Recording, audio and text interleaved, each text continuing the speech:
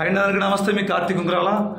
ఈరోజైతే మనం పల్నాడు జిల్లా పదకురపాడు నియోజకవర్గంలోని బెల్లంకొండ మండల కేంద్రంలో గల శ్రీ వీరభద్రస్వామి వారి దేవాలయానికి అయితే రావడం జరిగింది. ఇది కూడా శతాబ్ద కాలం నాటి దేవస్థానం. అసలు ఇప్పుడు కాదు, బెల్లంకొండ అంటే ఒక రాజధాని ఒకప్పుడు. అలానే బెల్లంకొండకు ఒక చరిత్ర ఉంది. బెల్లంకొండకు సంబంధించిన ఎన్నో దేవాలయాలు అయితే మనం ఈరోజు చూపిస్తున్నాము. ఎందుకంటే శతాబ్దాల కాలం నాటి దేవస్థానాలు అంటే అసలు మనకు తెలిసి మనం చూడటమే మహా అదృష్టం అని చెప్పుకోవచ్చు. ఎందుకంటే ఇలాంటి దేవాలయాలు ఉన్నాయని కూడా చాలామందికి తెలియదు. భారతదేశం అంటేనే ఒక చరిత్ర గల దేశం అని చెప్పేసి కూడా ఎంతోమంది చెప్పుకుంటూ ఉంటారు. మరి అలాంటి చరిత్ర కలిగిన మన దేశంలో ఇలాంటి చరిత్ర కలిగిన దేవాలయాలు ఉన్నప్పుడు ఖచ్చితంగా వాటిని అందరూ కూడా మనం చూడాలి, వీక్షించాలి, ఆ స్వామివారిని దర్శించుకోవాలి, ఆ స్వామివారి కృపకు మనం పాత్రలు కావాలి. అది విషయం. అయితే మనం ఈ స్వామివారి గురించి కూడా తెలుసుకుందాం ఒకసారి మొత్తం కూడా. మరి అయ్యగారిని అడిగి ఇక్కడ ఈ స్వామివారి విశిష్టత ఏంటి, ఎప్పుడు ఈ దేవాలయానికి సంబంధించిన చరిత్ర ఏంటి అనేది కూడా మొత్తం కూడా అయ్యగారిని అడిగి తెలుసుకుందాం. మరి వెళ్దామా లోపలికైతే? 2 శతాబ్దాల క్రితం గుడి అయితే ఇక్కడ శ్రీ భద్రకాళి సమేత వీరభద్ర స్వామి గుడి. గణపతి ఇక్కడ కూడా ప్రతి సంవత్సరం దసరా, కార్తీక మాసం, ఉగాది, గ్రామోత్సవం జరుగుతూ ఉంటాయి, పూజలు జరుగుతుంది. ప్రతిరోజు శివారికి ఇచ్చిన దీపారాధన జరుగుతూ ఉంటాయి మన దగ్గర. ఓకే.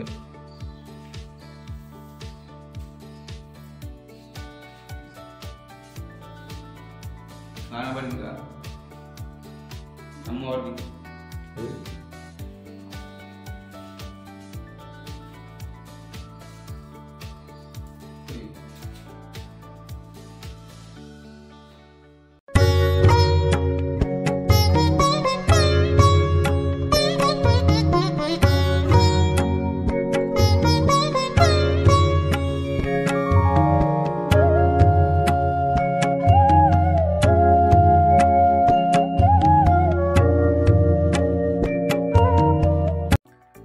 చూడండి, స్వామివారు వీరభద్రుని స్వామి సంబంధించి మనం చాలా భయపడతాం. స్వామివారిని చూస్తే మనం చాలా భయపడతాం.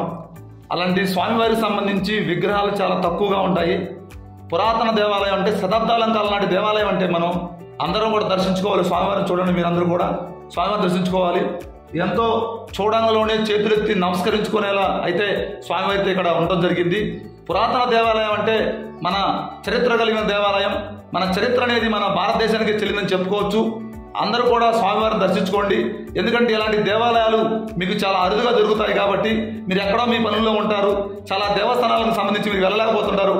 అలాంటి దేవస్థానాలకు సంబంధించి మీరు అనేది మేము మా ఛానల్ ద్వారా చూపిస్తున్నాం కాబట్టి మీరందరూ కూడా స్వామివారిని దర్శించుకోగలరు. ఎవరైనా సరే మా ఛానల్ సబ్స్క్రైబ్ చేసుకోకపోతే సబ్స్క్రైబ్ చేసుకోండి, షేర్ చేయండి, లైక్ చేయండి. ఎందుకంటే మేము ఎక్కువగా పురాతన దేవాలయాలనే, హిందూ మతానికి సంబంధించిన దేవాలయాలను మేము చూపిస్తున్నాము. మీ కార్తీక్ ఉంగరాల మీ దగ్గరలో ఏమైనా దేవాలయాలు సరే చెప్పండి, ఖచ్చితంగా వాటిని మేము కూడా షూట్ చేస్తామని కూడా తెలియపరుస్తున్నాను. థ్యాంక్ యూ, ధన్యవాదాలు.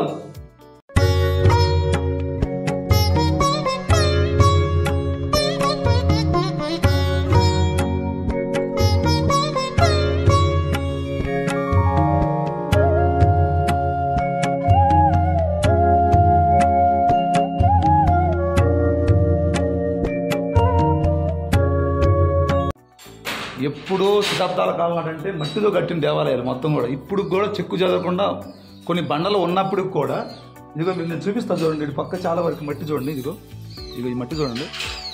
ఈ మట్టి సౌడు మట్టి. అసలు అప్పుడంతా కూడా ఈ మట్టితోనే కట్టారు చాలా వరకు. ఈ మట్టి మీద సిమెంట్ కంటే కూడా ఎక్కువ పవర్ ఉంటుంది దీంట్లో. ఎందుకంటే ఇలాంటి దేవాలయాలు ఇప్పుడు కూడా చెక్కు చెదరకుండా ఉన్నాయంటే ఎంత అర్థం చెప్పుకోవచ్చు. ఎందుకంటే ఇప్పుడున్న సిమెంట్కి సంబంధించి ఒక బస్తా చాలిపోతేనే ఇంకో 2 బస్తాలు ఏరబాబని చెబుతాం మనం. అలాంటిది అలాంటి శతాబ్ద కాల టైంలోనే ఇలాంటి దేవస్థానాలు ఇంత గట్టిగా ఇప్పుడు కూడా ఉన్నాయంటే కొన్ని వందల సంవత్సరాల క్రితం దేవాలయాలు కాబట్టి ఇంత గట్టిగా ఉన్నాయంటే అది ఒక హిందూ మతానికే, సనాతన ధర్మానికే చెల్లిద్దని చెప్పి మనం చెప్పుకోవచ్చు. ఏది ఏమైనా సరే హిందూ దేవాలయాలకు కానీ సనాతన ధర్మానికి కానీ ఎప్పుడైనా సరే ఒక గట్టి నమ్మకం అనేది ఉంటుందని చెప్పి కూడా ఈ సందర్భంగా తెలియజేస్తున్నాను. ఏదైనా సరే దేవాలయాలకు సంబంధించి మన ఛానల్ ద్వారా అయితే చూపిస్తున్నాం. చాలా సంతోషంగా ఉంది. మీరు కూడా దాన్ని ఆశీర్వదిస్తారని చెప్పేసి కూడా నేను తెలియపరుచుకుంటున్నాను. ధన్యవాదాలు.